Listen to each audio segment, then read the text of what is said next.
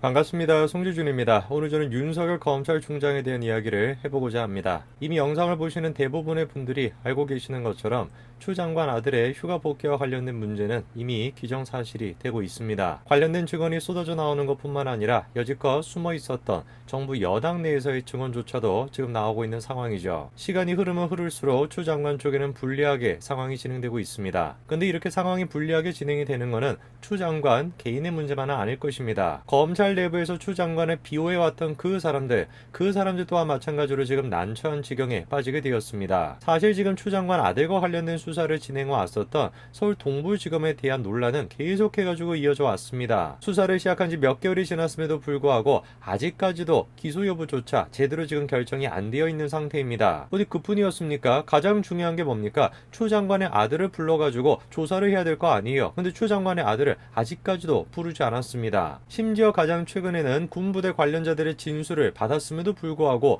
조서에 그거를 넣지 않았다, 이런 의혹까지 나와가지고 수사를 이거를 지금 뭐 할 의지가 없다, 이 수준이 아니라 수사를 지금 은폐하려고 하느냐, 이런 이야기까지도 나왔었습니다. 이런 식으로 대놓고 지금 추 장관을 비호하는 듯한 그런 모습을 보여왔던 사람들이 있다 보니까 현재 지금 추 장관이 이런 식으로 수세에 몰리게 되면서 자신들 또한 마찬가지로 위기감을 느낄 수밖에 없을 것입니다. 검언유착도 마찬가지로 지금 뒤집어져 있는 상태이고 추 장관도 마찬가지로 이렇게 뒤집어져 있는 상태라고 한다면 당연히 눈에 띄는 인물이 한 명 있지 않습니까? 바로 윤석열 검찰총장이죠. 전세가 조금씩 이렇게 역전되고 있는 와중에 윤석열 검찰총장도 마찬가지로 그거에 맞춰서 자신의 지금 활동 범위를 조금씩 넓히고 있는데요. 오늘 저는 영상을 통해서 어떤 이야기들이 있었는지 그거를 정리해드리고자 합니다. 같이 한번 좀 보시죠. 자, 일전에 다음과 같은 지적이 나왔습니다. 추 장관에게 불리한 진술이 검찰 조서에서 빠졌다라는 것인데, 자세한 내용을 보시게 되면은 추미애 법무부 장관 아들의 군휴가 미복귀 문제를 수사하는 서울 동부지검이 추 장관 보좌관과 통화했다라고 하는 부대 관계자 진술을 받았음에도 불구하고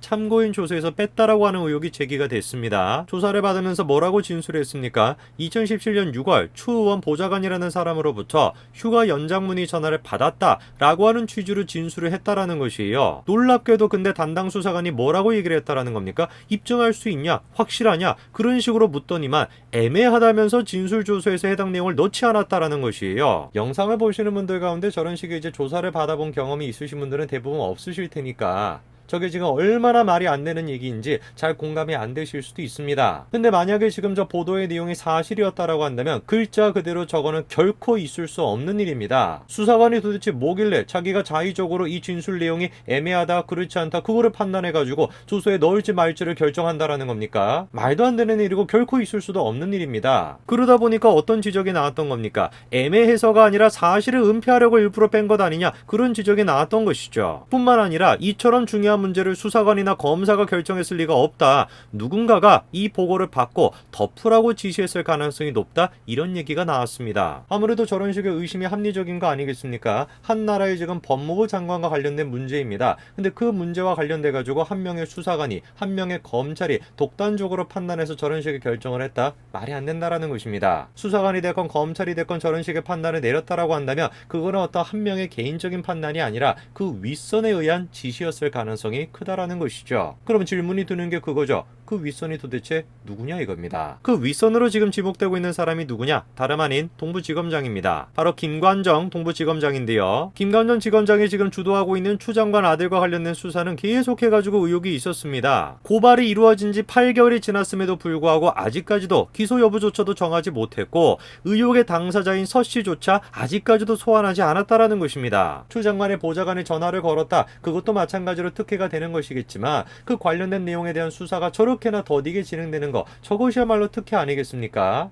우리가 한번 생각을 해볼까요? 만약에 추 장관의 아들이 아니라, 추 장관과 관련된 문제가 아니라 일반 시민이었다라고 한다면은 이런 비슷한 사태가 터졌을 때 어떻게 진행이 될까요? 자, 이번에 이런 얘기가 있었습니다. 커피가 너무 간절해가지고 저녁을 한 달 남은 말년 변장이 10분 동안 타령을 했다라는 것이에요. 어떤 사연인지를 지금 보시니까 저녁을 한 달 남긴 A 병장이 하루는 카페에서 파는 원두커피가 너무나 마시고 싶었다라는 것이에요. 그래가지고 출입문 경계 근무 중에서 잠시 부대를 나와서 커피를 사오기로 했다라는 겁니다. 그 커피를 사와가지고 복귀를 하는데 몇 분이 걸렸다라는 거예요? 12분이 걸렸다라는 것이요. 그런데 얼마 지나지 않아가지고 헌병대에 적발되어 버렸다라는 겁니다. 딱 12분입니다. 12분. 말령 병장이 원두 커피가 너무 마시고 싶어가지고 12분 동안 타령을 했습니다. 12분 동안 타령한 결과 어떻게 됐을까요? 2년 이하의 징역까지도 처해질 수 있는 초병수소 이탈죄가 적용이 됐습니다. 지금 저 말년 병장에 대해 가지고 저런 식의 지금 죄가 적용되는 데까지 얼마나 시간이 걸렸을까요? 추 장관의 아들의 경우처럼 8개월 가까이 시간이 걸렸겠습니까? 말도 안 되는 소리 아니겠어요? 12분을 갖다가 타령을 하더라도 일반 지금 시민들 같은 경우는 저런 식의 지금 죄가 적용이 됩니다. 근데 추 장관의 아들 같은 경우는 12분은커녕 며칠 동안이나 지금 저런 식으로 타령했다라는 의혹이 있는데 그 의혹에 대해 가지고 철저하게 수사를 하기는커녕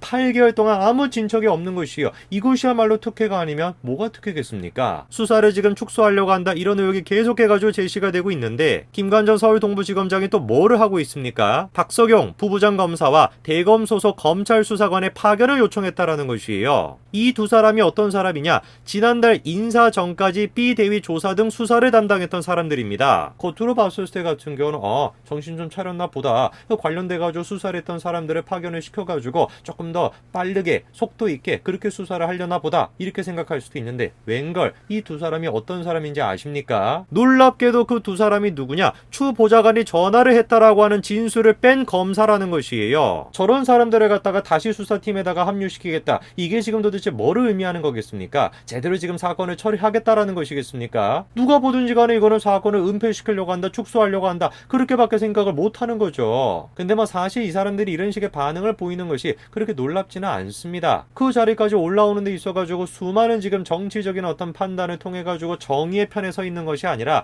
정치적인 어떤 손익계산을 다 해가지고 그 자리까지 오르셨을 텐데 당연히 지금도 저런 식의 행동을 한다. 놀랍지도 않아요. 근데 제가 일전에 말씀드리지 않았습니까? 아무리 손바닥으로 하늘을 가리려고 해도 결코 하늘은 가려지는 것이 아닙니다. 국민의힘은 일전에 어떻게 했습니까? 군휴가 특혜와 관련된 의혹에 대해 가지고 추미애 아들과 보좌관을 대검에 지금 고발을 했습니다. 그리고 이후에 대검에는 진정서까지도 제출이 됐습니다. 국민의힘은 추 장관 아들과 보좌관을 대검에 지금 고발한 상태입니다. 그리고 또 시민단체들에서 이 대검에 지금 빨리 좀 수사를 하라고 진정서까지도 내놓은 상태입니다. 대검찰청 바로 누가 있는 곳입니까? 윤석열 검찰총장이 있는 곳이죠. 그러다 보니까 많은 이목에 쏠렸던 것이죠. 도대체 윤석열 검찰총장이 이 고발 사건에 대해 가지고 어디에다가 배당을 할까? 다시 한번 동부지검에 배당을 할까? 아니면 다른 곳에 배당을 할까? 굉장히 관심이 많이 쏠렸습니다. 윤석열 검찰총장이 추 장관 아들과 관련된 사건을 어디에 배당할까 고심하고 있다라는 것인데요. 자, 7일 이런 기사가 나왔습니다.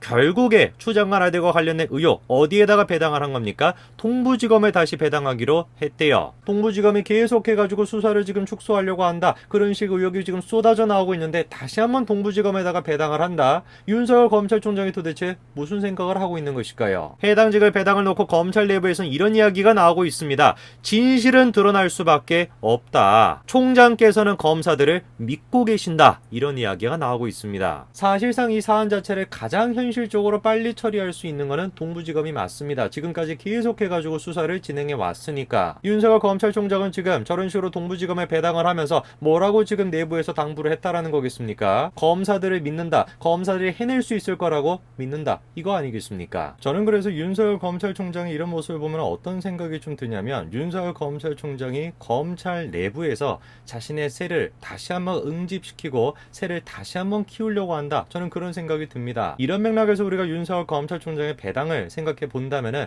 윤석열 검찰총장이 잘 알지 않겠습니까? 추 장관의 아들과 관련된 이 수사를 어떻게 끝내는가 그거를 통해 가지고 세를 완전히 뒤집어 엎을 수도 있다라는 걸 그거 누구보다도 잘 알고 있겠죠. 윤석열 검찰총장의 이런 식의 행보는 이성윤 지검장과의 관계에서도 나타나고 있습니다. 이미 일전에 어떻게 했습니까? 이성윤 지금 지검장의 대면 보고를 없애버렸어요. 원래 이제 관례적으로 검찰총장은 서울중앙지검장으로부터 주례 대면 보고를 받지 않습니까? 근데 그거를 갖다가 최근에 폐지를 해버렸다라는 것이죠. 굉장히 오랫동안 이어져 왔었던 서울지검장이 검찰총장에게 주례 보고를 하는 거 그거를 없애버렸다. 저게 뭘 의미하는 거겠습니까? 대놓고 지금 윤석열 검찰총장이 지금 공표를 한 거 아니겠습니까? 추 장관 쪽에 내가 굴복하지 않겠다. 추 장관 쪽은 앞으로 계속해가지고 대항해 나가겠다. 그거를 지금 이제 상징적으로 보여준 거 아니겠습니까? 이성윤 지검장의 그런 식의 대면 보고도 없애버리고 검찰 내부에 계속해가지고 검사들을 상대로 해가지고 검찰총장은 검사들을 믿는다. 검사들이 해낼 수 있다. 라고 라고 하는 메시지를 내놓고 있는 윤석열 검찰총장. 8월달에 계속해가지고 터져나왔던 추 장관 아들과 관련된 문제가